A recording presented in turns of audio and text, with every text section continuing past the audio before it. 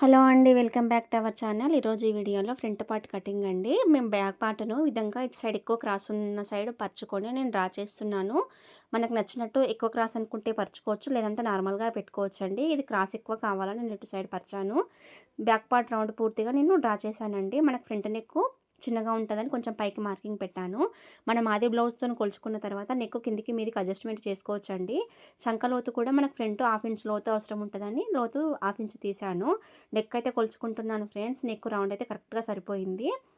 ఇప్పుడు మనమే ఎక్కువ పట్టి కాజపట్టి పట్టుకొని నేను షేప్ బెల్ట్ మార్కింగ్ పెడుతున్నాను. మనకి ఇక్కడ ఒక 1 ఇంచ్ క్లాత్ ఖర్చు కోసం అని అవసరం ఉంటుందండి. షోల్డర్ నుండి మెయిన్ డాట్ పొడవు మార్కింగ్ పెడుతున్నానండి. షోల్డర్కి స్ట్రేట్గా పట్టుకొని మెయిన్ డాట్ మార్కింగ్ పెట్టుకొని షేప్ బెల్ట్ నుండి మెయిన్ డాట్ నుండి నడుము సైడ్ ఒక హాఫ్ ఇంచ్ లోపలికైతే మనం మార్కింగ్ పెట్టుకోవాలి.